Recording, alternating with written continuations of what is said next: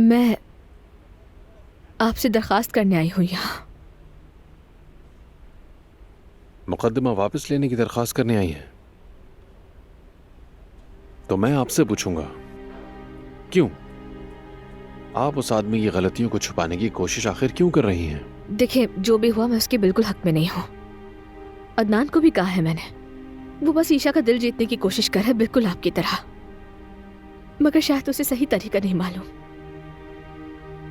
देखें, आपको नाराज नहीं करना चाहता, मगर माफ कीजिए, ये मेरी बेटी का मामला है और जाहिर है कि सबको मालूम होना चाहिए कि अदनान दमीर खान कैसा आदमी है। सिनान साहब, आपको जरा भी अंदाजा है कि आप किन लोगों के खिलाफ लड़ रहे हैं?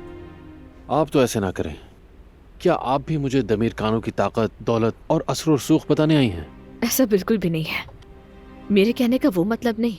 बात यह है कि आप ईशा के असल माँ बाप के साथ लड़े हैं। उस बेचारी ने तो अपनी माँ को छोटी उम्र में खो दिया था, लेकिन अब उसका एक खानदान है। उसके माँ बाप ने उसी के लिए शादी की। मुमकिन है वो खुश और अच्छा खानदान बन जाए। क्या आप अपनी बातों पर यकीन रखती हैं? अफसोस हो रहा है मुझे आपके ऊपर। कोई बात नहीं, अदनान से उसका बाप बनने का मौका मत छीने।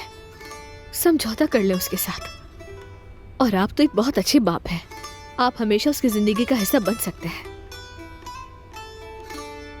मगर अदनान के लिए तो ये बिल्कुल नई बात है। उसे सीखने का मौका तो दे, उसे आजमाने दे। उससे यह हक इस तरह बिल्कुल मत छीने।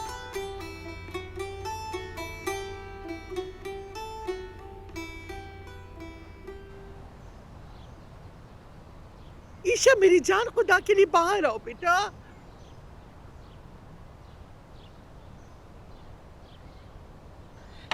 ईशा मेरी जान, खोल दो दरवाजा। दादी जान, क्या हुआ? अरे शुक्र है कि तुम आ गए बेटा।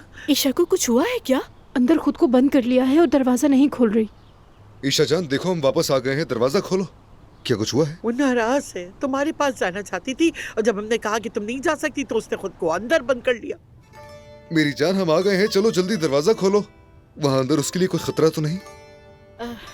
ईशा बेटा, चलो दरवाजा खोलो मेरी जान। मैं नहीं खोलूंगी।